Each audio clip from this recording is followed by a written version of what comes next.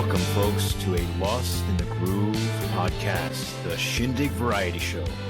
A podcast about society and culture, discussing topics that we deal with now and the changes that are coming. So with that, let's start today's topic. Mike, take it away, man. Hey, everybody. Today, we've got some news for you that is really interesting. They're saying the U.S. economy is bouncing back from the C-19 pandemic issues that we have been experiencing for some time.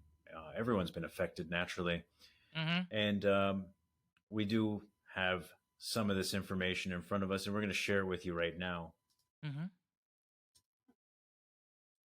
So it's so odd because it's been 2 years, and you'd think things would be somewhat adequate or normal, but it's still pretty chaotic. Yeah. I mean, well, look at this headline here. Joe Biden and the American economy just got a double dose of good news. And when I saw this and I read through it, I mean, naturally, I have my own doubts. The first few things I thought, okay, last month we added 500,000 jobs. This is a couple of different factors. One being that EDD has been kind of drying up, and more people are kind of forced back to work. And the other half being that we're entering that season where jobs numbers usually go up, but these are temporary. And so I feel like the narrative of this headline is just not being honest. It's not very truthful. I mean, I understand the economic situation from as a retailer. Yes, be honest. You're dealing with CNN. I mean, these people are not out for anybody's benefit except just making money and spread more lies, conspiracies, and on top of all of that, make people fucking panic for no absolute reason whatsoever, just for shits and giggles. And this is the type of mentality we've been getting for the past 2 years. It's just insanity after insanity, and it's like, when is the normalcy going to step in for once? God damn it. No, I mean that's just that's what I found funny about so many people who were like, this is just going to pass and we'll get back to normal. Things don't work like that. They generally have very deep impacts, long lasting. The economic situation, the situation with the ports, goods not being able to get on store shelves fast enough, the numerous amount of freight ships just sitting off the coast of California. Yeah. All these things are a byproduct of the original issue, and this is why I say it's far-reaching. Normal isn't even close, and some of these things may get a little bit better, but as we continue down the road, the long-term effects may last for years. We may not see some sort of normal or I want to say stability in market till about 2025, give or take. But this thing goes on to say, the labor market appears to be rounding a corner finally in its recovery from COVID-19 shutdowns. I don't really you see that if you look, it says over there, rounding a corner. Okay, I don't personally agree with this because a lot of industries do not have employees. They're understaffed, they're short, they don't have people working. The reality is that many people have gotten used to working virtually, and nobody wants to go into an office or go into a business. They want to work remotely. Even kitchens. Do you know that ghost kitchens have become the number one job hunt in LA? Yeah. Because you don't have to work in a restaurant. You just work in a ghost kitchen. You come when you please, you leave when you please, and you're done. You see, this is how they twist the reality, okay? It's the reality is it's changing. The economy is changing. The people are changing.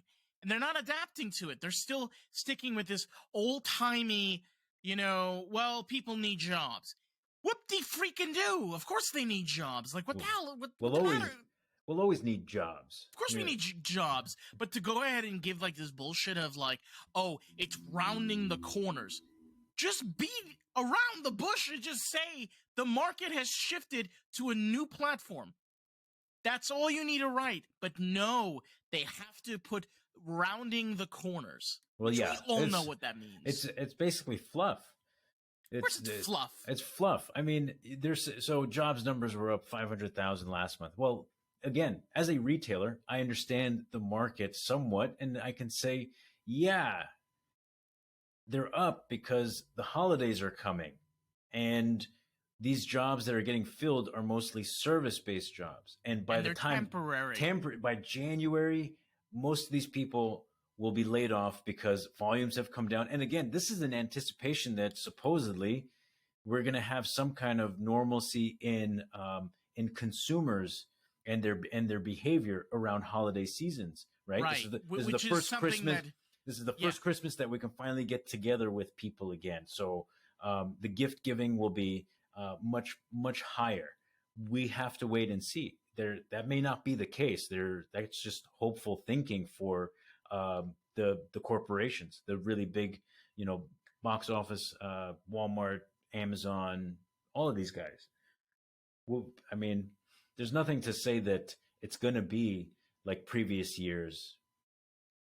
Consumership can be down. This is their projection. So they're hiring people now.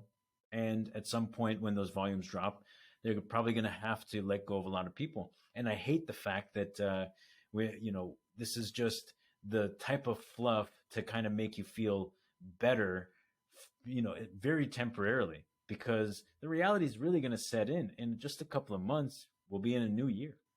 And that reality is going to hit you that like, oh, well, even the service-based jobs will have to decrease in their employment to kind of meet the demand and survive and still turn a profit. Which, this is the thing is, who the hell knows what the reality is gonna be? Because we kept them being fed that we're still in a pandemic, but yet we're kind of free. Yet we're still restricted and still kept under lock and key.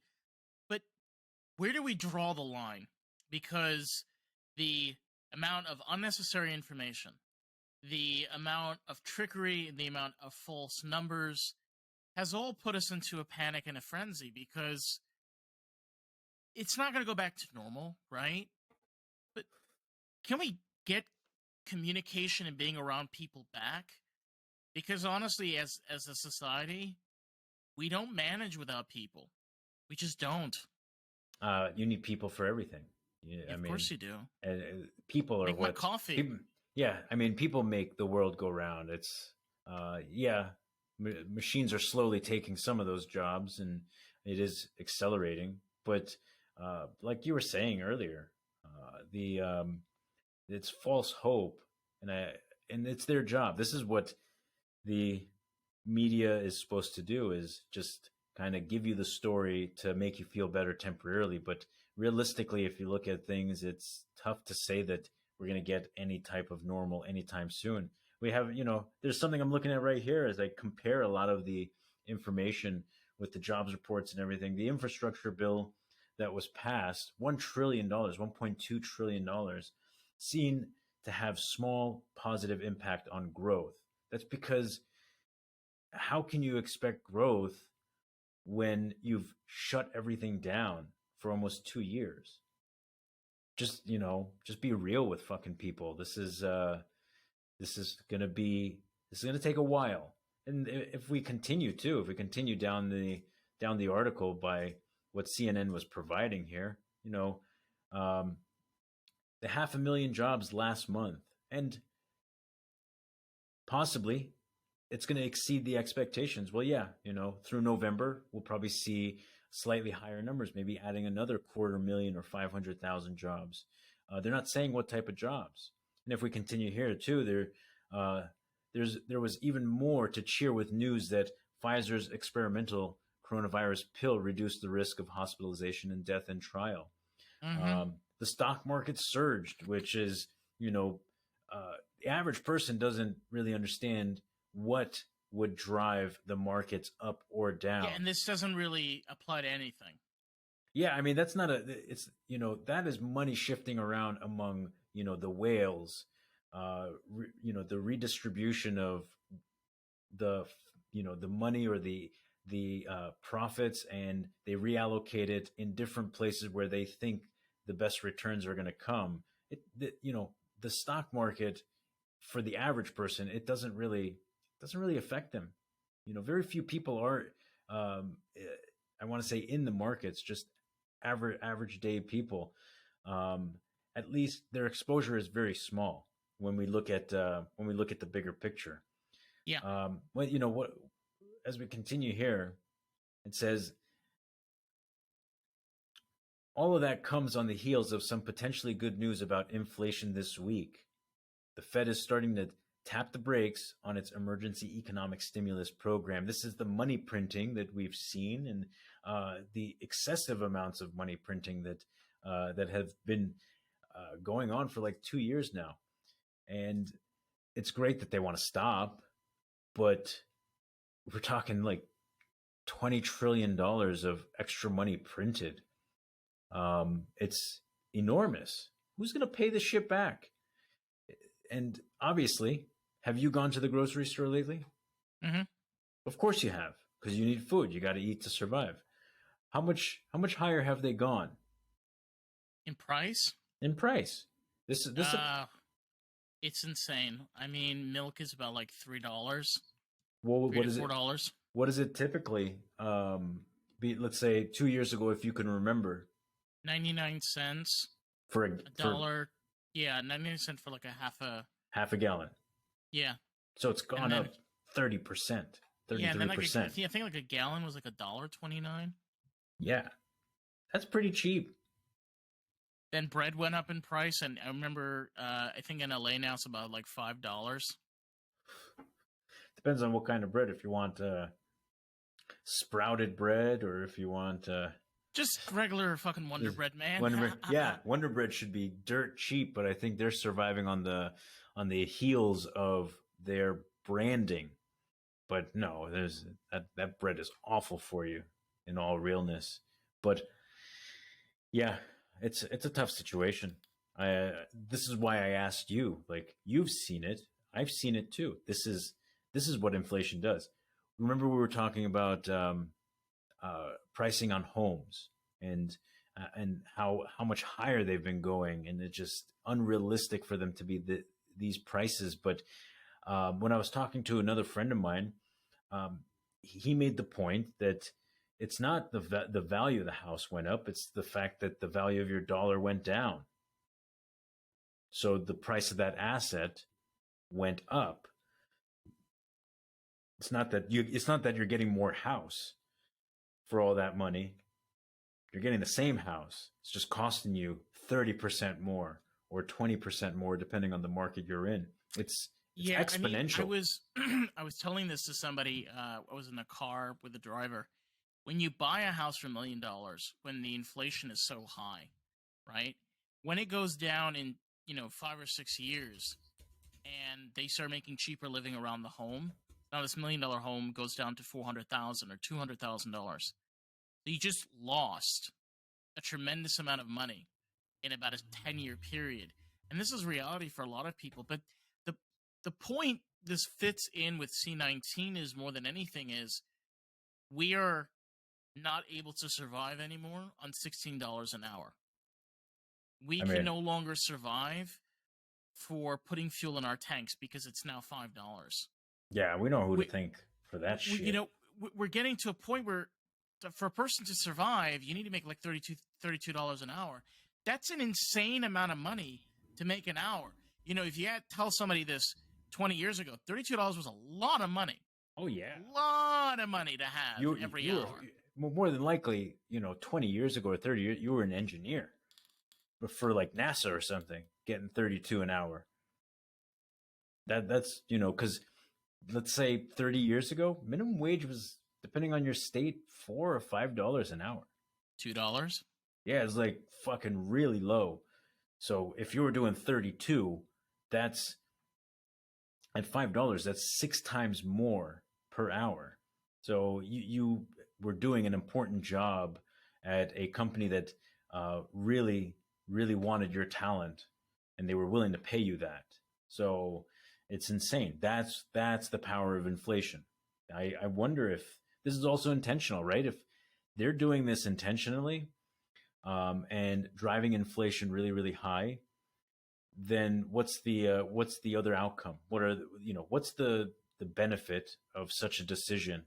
It could be that wages will skyrocket, and then companies can say, well, we can't afford to be here, or we can't afford to hire here, so we either subcontract because it's less, or we go full automation. It definitely gives it gives the incentive for corporations to push on automation more, because they can't afford it. They can't afford to hire people to do some of these tasks. I mean, it's been in the works for a while. I mean, we can end on this, is where you're always going to need somebody that's going to fix the machine.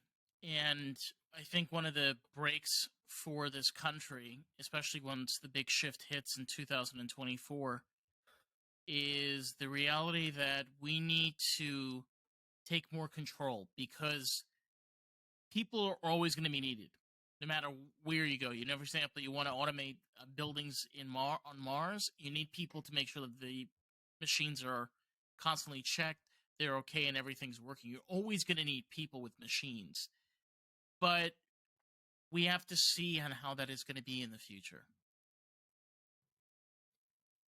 Well, that future will still be here, podcasting and bringing you guys relevant content and from Mars. From Mars. Yeah, and something to think about. We've reached the end of the broadcasting time limit.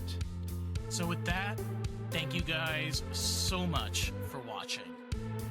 Please make sure to like and sub, as this helps grow our channel and the Lost in the Groove family, which you are now a part of. Can't wait to see you guys in the next one. Peace out.